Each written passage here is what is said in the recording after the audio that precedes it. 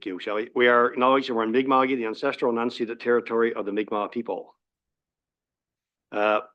We have a couple items on the agenda today. So 2.1 is approval of the agenda. So I'd ask for a motion to approve the agenda as presented, please. Moved by Councillor Joseph, second by Councillor O'Telling. All those in favor say aye. Aye. Party minded nay. Motion is carried. Thank you. So 2.2, public hearings. So Higgins Mountain Wind Energy Project Development Agreement. Elemental Energy, Mr. Boone is going to lead us on this. Just before he does, just want to say that to advise the public that this public hearing is being held in accordance with the provisions of the Municipal Government Act.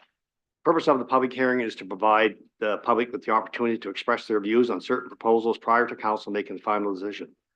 So I'll now call the meeting to order, public hearing to order, and I'll call upon Mr. Boone. Yeah, thank you, Your Worship. Good afternoon, members of council, the gallery, and staff. Back in November, the first reading on this application by Elemental Energy was presented to council to move us to the process that we're at today, which is the official public hearing. As part of your package, you would have the original report that was sent for first reading. That package with the details, what we have added to that package is more detail on the public engagement sessions that Elemental conducted on their own, 3 public information sessions that were held in various communities back in June. As I mentioned in a few reports, Your Worship, and also in our conversations on the first reading, this has been a detailed discussion and negotiation. It's our first development agreement with our new municipal planning strategy and land use bylaw respecting wind farms. So we have taken some time to ensure accuracy and detail. Elemental, with their various partners, have been very open in those conversations and discussions. Under our municipal planning strategy, there's a number of policies that have been referenced in the report, and I won't go through them in all in detail, but of course, always open to questions. The most important ones to recognize is that we are following the Municipal Government Act. We have policy in place. The main policy is policy 4-56A, which is in respect to entering development agreements to permit proposals or projects for medium and large wind turbine projects. So there is a list of items that we have to look at. The ones I just want to highlight in the long list of many criteria is that we do have a wind turbine restriction overlay map in our land use bylaw. This area is not covered by it, so that's the only way we could have proceeded. There is a requirement for the proponent to have 3 separate public meetings, which they did. I did note in the report that a couple of the public meetings might have been short on a few days of advertisement, but we haven't held up this project for the reason that there was 3 opportunities for the public to go to those sessions. Plus there's the public hearing that's in front of council and your worship today that gives ample opportunity for dialogue and conversation with the public. Long-term Elemental, working with their partners and landowners, have had public engagement and public information meetings in the community for quite a number of years. They have a community liaison group which has met in the report, it would say 18 times, but I think in conversations with the company, they've actually had a couple of meetings since that report was originally written. So lots of good community engagement. So that's why we're feeling that the intent of the policy is met. There is a section around tangible public benefit. Your worship, obviously with a project like this is going to create tax revenue. So that is, you know, a benefit to our municipality and to our residents and to obviously to our tax revenue. However, we have pushed it a little further, and that public benefit also has to look at community benefit outside of the taxation, which is, I won't say it's a given, but it is part of the process to have that tax revenue. So as part of that, we work with Elemental to establish a community benefit program and a fund, and that is detailed in the report. And that commitment from the company, which will be part of the development agreement, is $100,000 annually. The only stipulation I'll make in that fund, your worship, is that this project is 12 wind turbines in Cumberland County, and there's 5 wind turbines that cross into the municipal boundaries of Colchester County. So councillors from the area will recognize that the county boundaries don't always exist when it comes to community. So there would be an opportunity that sometimes projects may get requests in one year that might be in Colchester, and there would be other ones that would be in Cumberland. But that fund is for the benefit of the overall communities in the area. Large wind turbines have a specific requirement of separation and height restrictions. That is all detailed in the report, but it's also detailed in the development agreement. There are a couple of things around long-term operation of a wind farm. That would probably be, I'll bring you to page 4 of the agreement. Maybe Shelley, we could slide there. Municipal planning strategy 4.56B talks about certain provisions that you want to have in the development agreement. Again, I'm only going to highlight 2 key ones here. One is provision related to the ongoing operation and maintenance of the agreement. So there's a number of criteria that have to be there to make sure that the operation is solid, it's operating, and that maintenance is regular and is required and everything's functional. If there's a wind turbine that stops the function, they have to give notice, and we work with the company to see what the timeline is in repair and bringing that back online. Decommissioning has been a question. It's been raised a few times during our conversations around wind turbine farms. In the development agreement, there will be a requirement to post a bond, which would be 125% of the estimated present day costs to decommission this project. Now, it's a 25-year project, Your Worship, but we have to start somewhere. So we'll use present day estimates that will be negotiated with the corporation, and they have to post a physical bond with the municipality. From a background perspective, it's a large site. It's over 9,000 acres when you bring the 5 properties together. Higgins Mountain, as part of the project and the negotiation, Your Worship, I have been to the site or sites.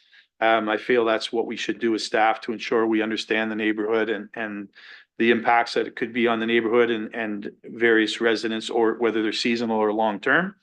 So, very much isolated in a lot of locations once you get so far up Higgins Mountain Road, but respecting, we have criteria that puts in place separations and height restrictions on the turbines when they get close to a property line or within a certain distance of residence.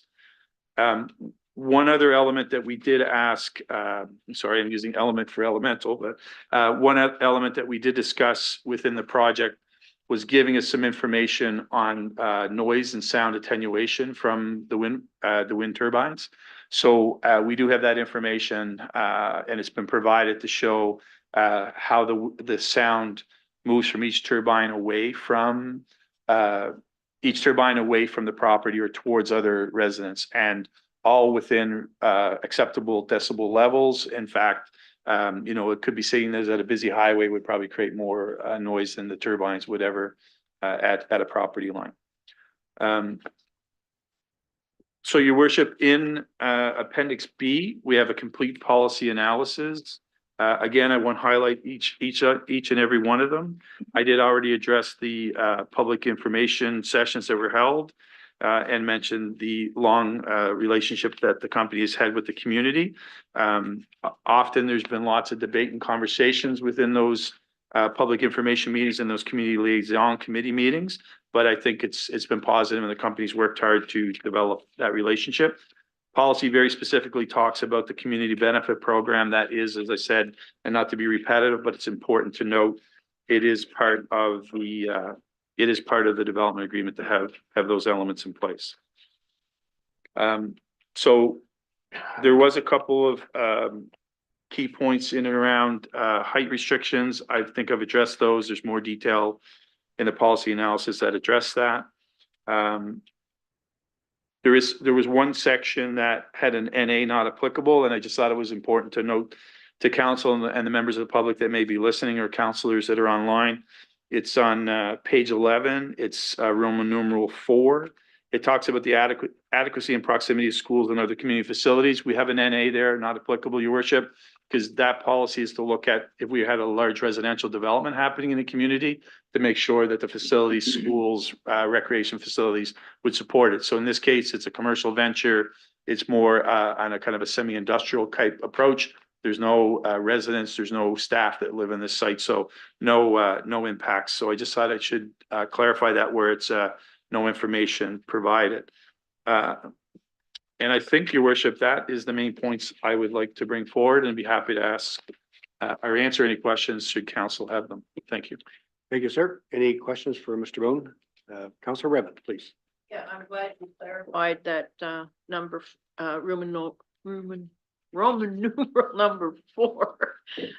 Because we do have the Learning Center, which is now a daycare slash preschool, and we have 70 children there, at times, 35 during the day. So we have 35 daycare students, and, after school activities, and when there's storm days, there's up to 70. So I just wanted to bring that up. The other one was XA, no, KARST. If you could explain that to my learned friends.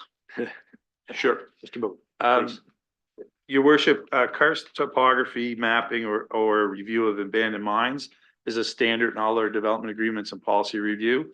Essentially, things like sinkholes or old mining sites. I think we're in the county, we're familiar with sinkholes and mining happening in a couple of our communities.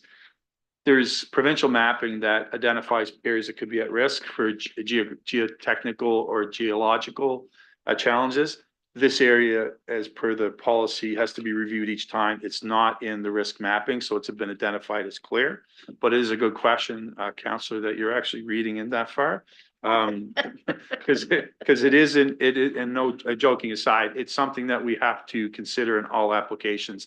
And I think respectfully, I think council will identify that, we did have, and this was very public, what happened in Oxford. So it is part of our review. And if we run into situations where it may be in the mapping, well, we would ask for extra geotechnical information or make that a recommendation or requirement of a development agreement. So hopefully, Councillor, your worship, back to the councillor, that answers the question. Thank you very Thank you. much. Councillor Redmond? Yes, thank Any you very further? much. Yeah.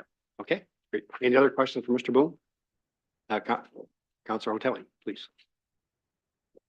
Thank you, Your Worship. I was just wondering on the community benefit fund, where does the money sit with the municipality, or is where does it sit? Yeah. Your worship, back to Councillor Hotelling.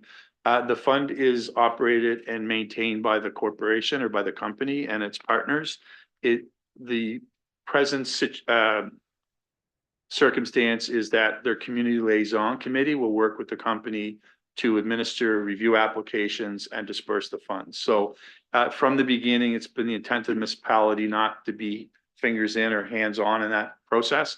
I think it has to be kept separate, and the community needs to lead that. And I would say that it could be a question that Elemental can add a bit to, but it's a corporate fund that's committed to the community and operated through that community liaison committee. So as I mentioned earlier, there will be lots of community overlap and projects. So it can include maybe annual requests. That's going to be really up to the committee to decide, or it could be special events that could be funded. And there will be some elements of that could be corporate sponsorship of a special event. So I use one example as if there was a specialized event in Wentworth at the ball field, and or the fire department in Westchester was having a special event and wanted to add some extra bouncy houses or something. And they're just very general examples, Right. But it's kind of a wide open opportunity for the committee. So Your worship, back to the councillor. Hopefully that answers the question. Thank you, Mr. Boone. Councillor Hotelling, is that good?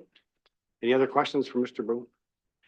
Mr. Boone, you had alluded to the community liaison committee, so I'm assuming it's made up from people from both sides, Cumberland and Colchester now, correct? Yeah. Yeah. Thank you. Thank you, Mr. Boone. I guess that's the end of council's questions. So I believe Mr. Eaton's prepared to make a presentation to council. Your worship, if Yeah. I just can, Sure. sorry. Yeah. You normally will ask about notice. So, 2 notices were in the paper, and we had no written submissions or verbal inquiries, and I did confirm that with the clerk and the planner. So just for clarity for the public. Thank you, sir. Mr. Eaton, please. Just while he's coming forward, just want to mention that Councillor Cormick, and Councillor Goodwin are online with us as well. And Jonathan Turner of Elemental. Mr. Eaton has joined us as well by Zoom, so he's with us too. So go ahead, sir.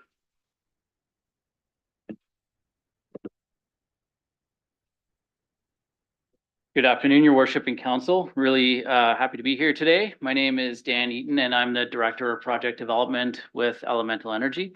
Really pleased to be here today to talk about our application to enter into a development agreement for the Higgins Mountain Wind Farm project. You can advance the slide.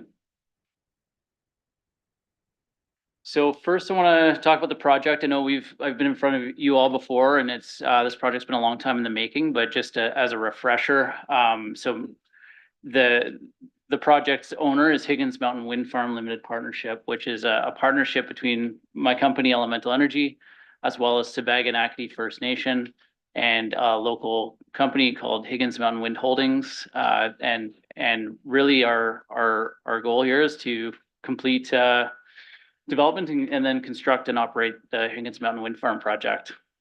This project was awarded a power purchase agreement through what was called the rate-based procurement run by the government of Nova Scotia as they're seeking to meet their clean energy targets. And so it was a competitive procurement process that was run in 2022, and we were really pleased to be awarded 2 contracts out of that process, including this project. You guys can feedback or? Okay. So just check in. Okay. Okay. So we were pleased to be awarded 2 contracts, and one of them was this Higgins project. We have another one in the sort of south shore of Nova Scotia as well. This project really helps the province achieve its GHG emissions targets to have a 53% reduction in emissions by 2030 and be net zero by 2050. In addition to environmental benefits, there's also the other benefit of providing very low cost, reliable supply of clean electricity to the domestic power supply grid, and as well as creating jobs, investment opportunities, and economic opportunities for Nova Scotia, including rural communities. So just a project overview slide. It may be hard to see on your screens there with the legend, but hopefully you can see it in your materials. But this is a map that was included in our development permit application. So the project consists of 17 turbines, as Mr. Boone mentioned, 12 of which would be located in Cumberland County. The county line is roughly sort of halfway geographically splitting the project up, but the majority of the turbines are in Cumberland. We've really we're showing on this map in yellow the overlay, the restrictive overlay, which was implemented as part of the Cumberland bylaw review, and we have managed to site the turbines outside of that restrictive overlay as required, and we've also taken care to site it far distances from other vantage points, the redeemed keys in the community. So we're highlighting it's over 4 kilometers from Sutherland Lake, over 5 kilometers from Ski Wentworth, and 6 kilometers from Westchester Station. The main construction access for the site will be from what's called Tower Road off of Highway 4. A nice benefit of the project, it is on forested land, previously forested land, and there's a lot of road infrastructure that's existing on the project that will be upgraded. So all roads will have to be upgraded for the project, but there's a lot that are already in place, and then there'll be spur roads added to access off the main roads to get to all the turbine locations. But a good advantage of a site like this is that it minimizes the environmental footprint, incremental environmental footprint of the project. We've recently conducted quite a bit of activity on site, sort of over the last half of 2023. We completed a detailed geotechnical investigation at each of the turbine locations in the summer, and started some preliminary vegetation clearing at the turbine locations primarily to ensure that as we're planning to build the project this sort of spring, that we're minimizing environmental impacts to sort of the nesting bird season. So we're hoping to start construction in earnest in May of this year, and then it's a sort of a 2-year construction cycle, with operations beginning in late 2025 or early 2026.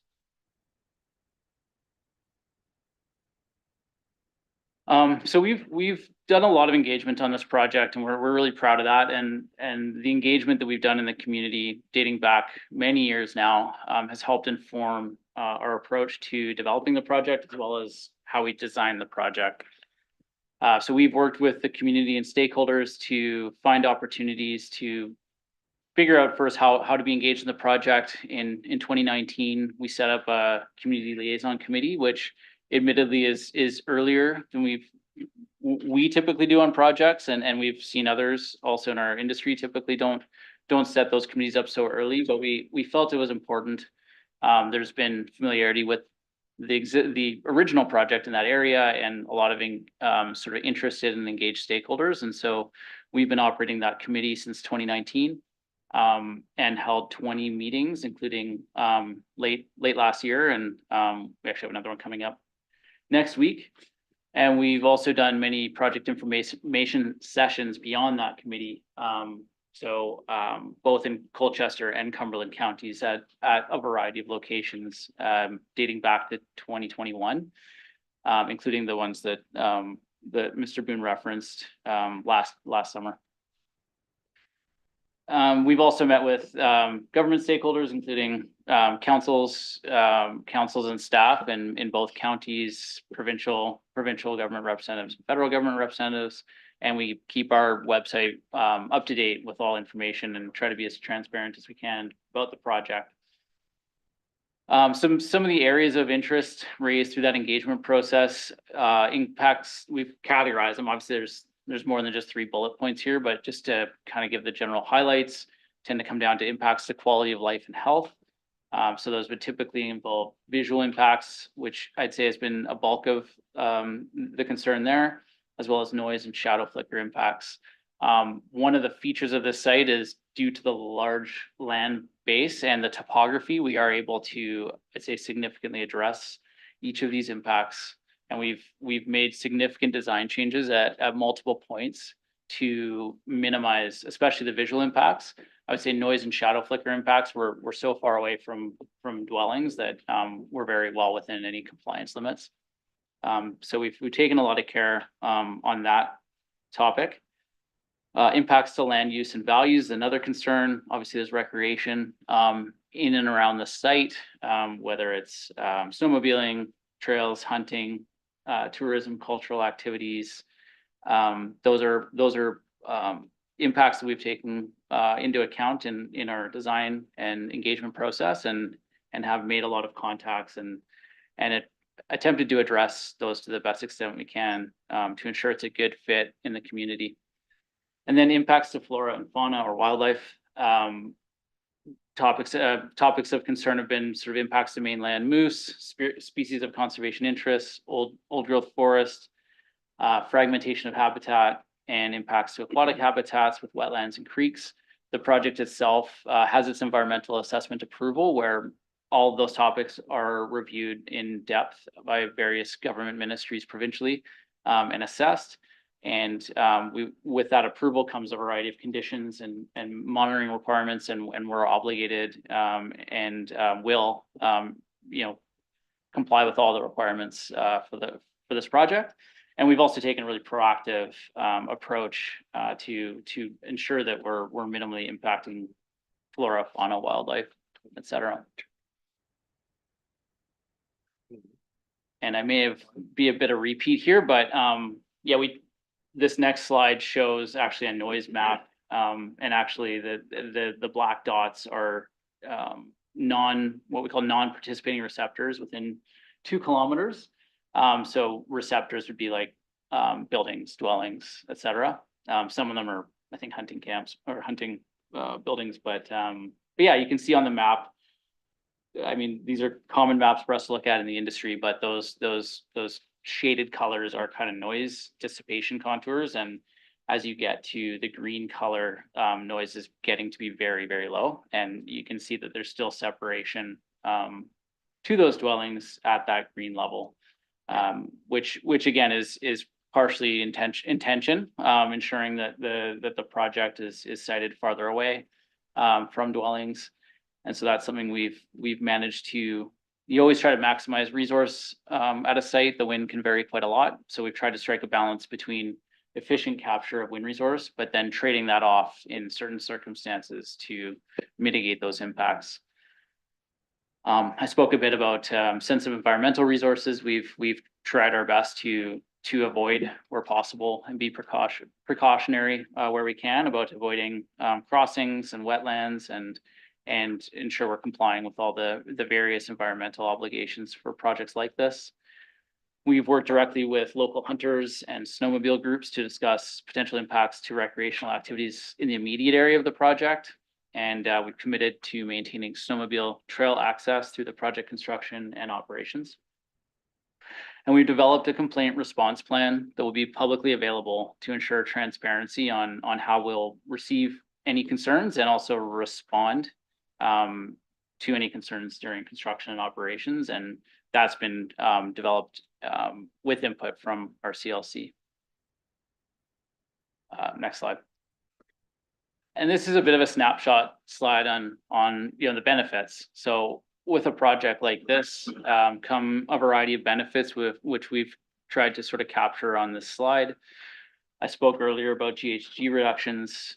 This project will roughly offset 200,000 tons of CO2 equivalent per year. So it's a meaningful reduction, and obviously the bulk of power in Nova Scotia comes from coal, so it's a very direct benefit for the province.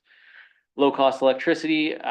I can't say the specific details, but I can say it's very low cost electricity, and certainly lower cost than sort of existing sources. And so we're really proud to be able to bring that benefit to the province.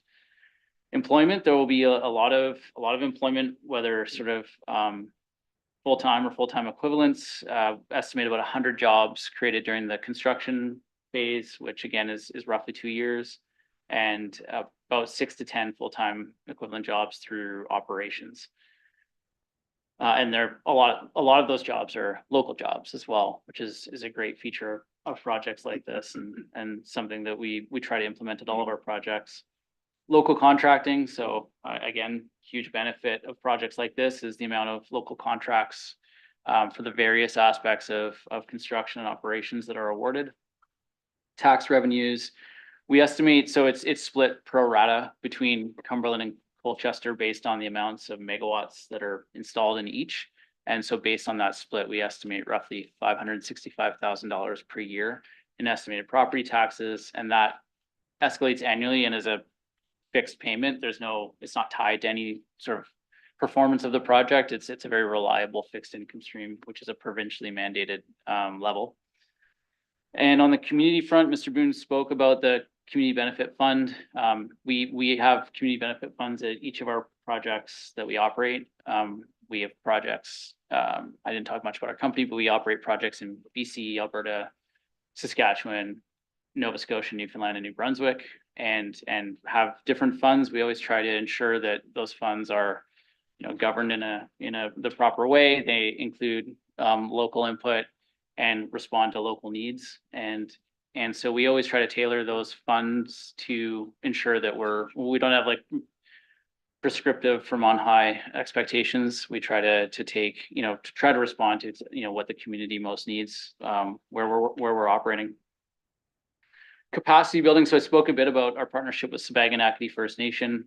We developed a comprehensive capacity building plan with Sipekne'katik, which covers employment, contracting, and mentorship opportunities, which we're really excited about, and really excited about that partnership generally. And that's something that will be a huge benefit to our partner as part of this project.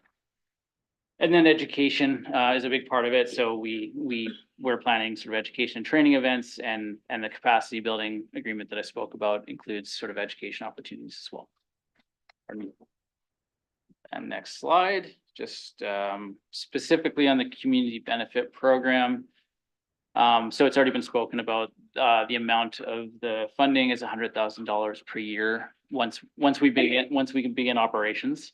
The eligible applicants are not-for-profit or charitable organizations based in Cumberland and Colchester, which has already been spoken about, sort of the need to balance the interests of sort of the broader area.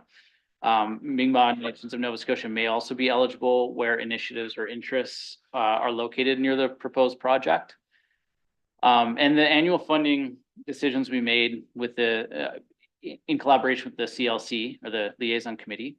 And we've sort of noted the sort of three main sort of buckets that we envision. So annual cash grants, eligible applicants for a grant program, legacy commitments or multi-year commitments or sort of capital commitments. If there's a project that maybe doesn't just have a sort of one-time sort of grant need, but is a bigger opportunity that seems like a really good fit. And we talked a bit about sponsorships earlier. So those would be sort of the three main categories of funding that we're envisioning for the program. And that's it. There's another slide as an additional slide, but it's really just more of a detailed sort of construction schedule that was, if people had questions about it. So I think I can leave it there. Thank you, Mr. Eaton. Any questions from Mr. Eaton from council? Council Reverend, please. Thanks for the presentation. Getting back to the community benefit program, who sits on these committees? Like, So- what would you be looking for? Yeah, so I mean, our community liaison committee, there is a sort of a terms of reference and right now the membership currently consists of local residents, neighbors, business owners. We have had counselors. Actually, I think right now we do have a counselor on that committee. So that committee itself is in place, but is subject to different, Oh, so it's all, okay, so gotcha. the Mhm. CLC is established. It's not a fixed in time committee where, obviously membership Mhm. has the ability to sort of evolve over time. But, Okay. Yeah. And one other question, if I may? Sure. What is you mentioned it would employ around 6 local people. What would be the job descriptions that you would be looking for in those individuals? Yeah, I'd say the number one sort of job that we typically have is like a wind turbine technician. So those are the sort of like these wind farms, 100 megawatts, 17 machines, rotating equipment, lots of electrical work. There's a lot of sort of maintenance obligations for the project. So you actually have full-time staff that.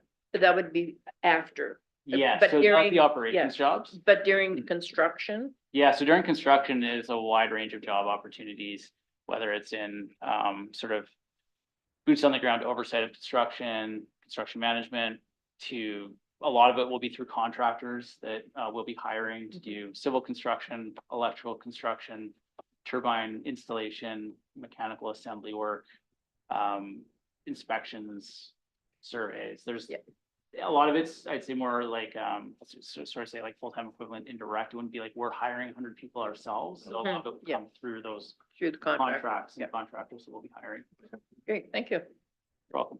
Okay, thank you, Council Redmond. Any other comments or questions from Councilor Gould, please? Thank you, Your Worship. Yeah, thank you for the presentation. Just one question on the bond for the decommissioning. So if the company was to sell, would that be a part of the sale agreement that the new owner would have put up the bond, or how does that work?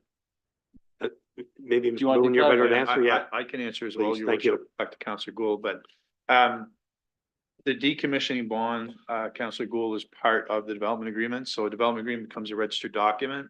So if there's a transfer of ownership, then it follows with the development agreement. So it would have to stay in place, and that would become a liability of a new operator owner. Great, thank you. Okay, Councilor Yep. Gould, thank you. Any other questions or comments? Seeing none, thank you, Mr. Eaton. Appreciate that. So Mr. Boone, you already indicated we have not had any written submissions or requests from the public. No, Your Worship? Thank you. And we do, so I have to say, is there anyone from the public? I don't think, but is there anyone with the public here who wishes to speak at this time? Seeing none. And the last thing would be to ask if there's any additional comments, Mr. Eaton, you want to make as the applicant. Is there anything further you want to say to council, or you've concluded everything in your comments? Is No, there I think anything that to was add? it. I just want to say, I really appreciate the time to speak tonight and really proud of sort of where we've come from and to where we've sort of gotten to, and really, look for your support to hopefully get to an agreement on this development agreement and move the project forward. We're really excited to get going.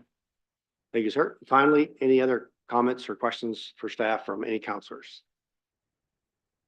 Seeing none, thank you, Mr. Boone, and thank you, Mr. Eaton, for being here. And so I'll now declare and close the public hearing. Thank you very much, sir. Thank you. Thank you. That brings us down to business issues 3.1 Sunrise Landing Project Agreement, PID 255174559 Sunset Community. Mr. Boone, I believe you're to speak to this. Yes, Your Worship.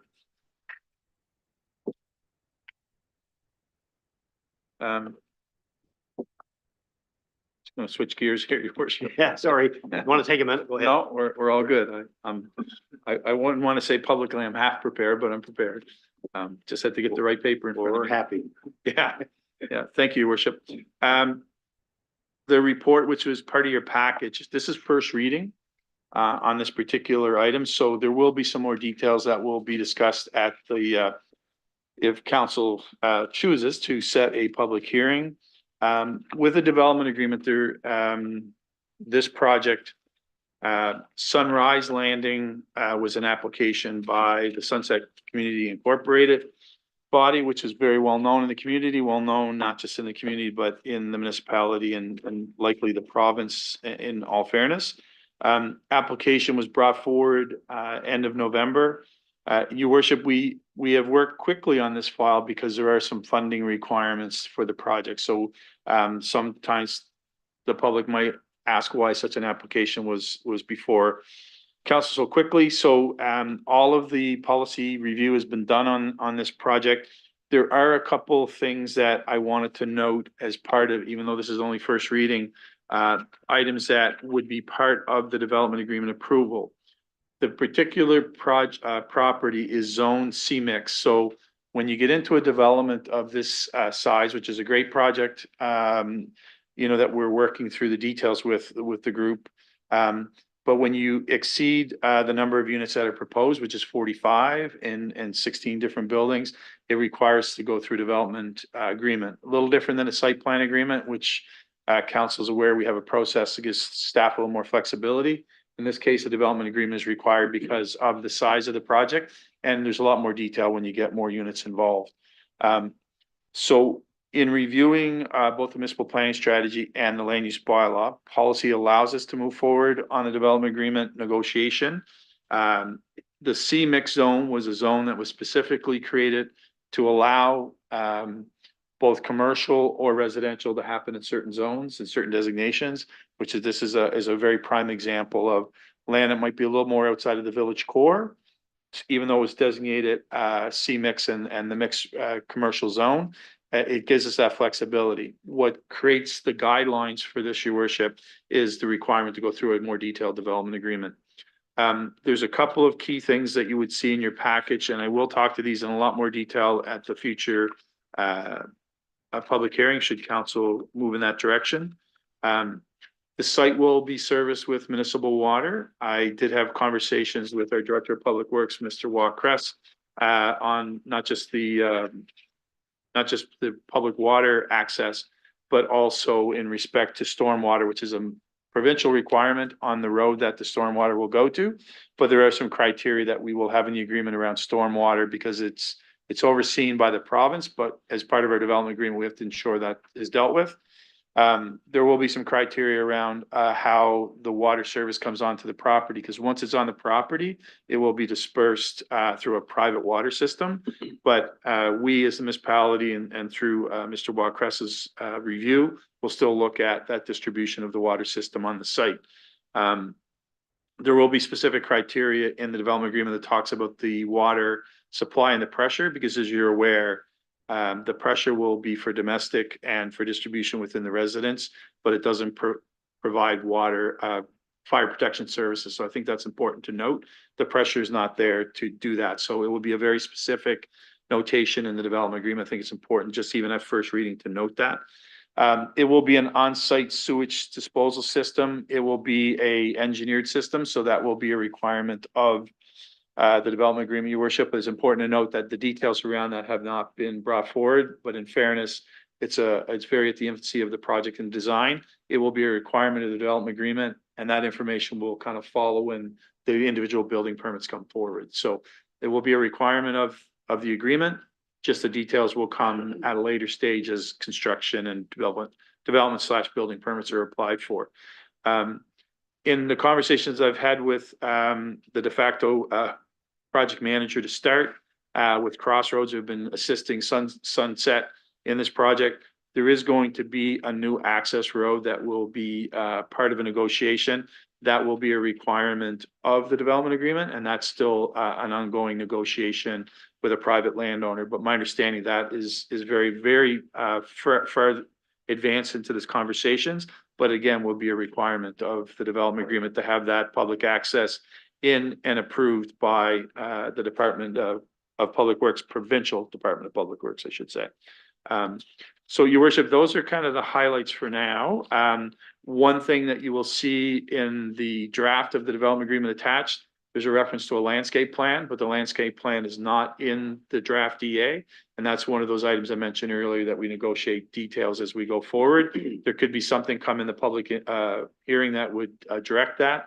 And we're also trying to work with the Sunset team to get those details in place. So again, development agreements will kind of metamorphose into more details as we get to a public hearing and final negotiations. So that was a mouthful, your worship, but it's just important to get this project moving forward, and it's here for council's consideration. First reading, and the recommendation is in the package. Good, sir. Thank you, Mr. Boone. So before we go to questions, there is a recommended motion that council approve first reading of the Sunrise Landing Project Development Agreement for PID 255-17459 and schedule a public hearing for the proposed development agreement at a future council meeting. Someone like to make that motion? Moved by Councilor Telling, seconded by Councilor Redmond. Any questions or comments from Mr. Boone in regards to this agenda item? Oh, Councilor Telling. Thank you, your worship. I'd just like to say as a member of the board for Sunset that we're really happy that staff were able to get this together and bring it to council so quickly, and that there has been a tremendous amount of work done to get it to this point, and for a lot of different reasons that I'm sure everyone here knows. But I'm very thankful for staff, especially to get it to this point. And we're working really hard to get those pieces for the next part of this development agreement. So thank you. Thank you, Councilor Telling. Anyone else? Seeing none, call for the question. All those in favor say aye. Aye. Aren't you minded nay? Motion is carried unanimously. Thank you, sir. And just to echo Councilor Telling's comments, really appreciate the effort here, Mr. Boone. Yep. A lot of work, but we really appreciate getting this point. No, I'd have to recognize working with our staff, our planning consultant, and I had several conversations with Justin, our Director of Public Works, on the project too. So a lot of hands touching it to make sure we moved it forward. So Sure. Thank you very much. Great project. Folks, that's the end of our agenda. I'd like to ask for a motion to adjourn, please. Motion is made by Deputy Mayor Gilroy. We are adjourned. Thank you, folks. Thanks everybody being here. Drive safe going home.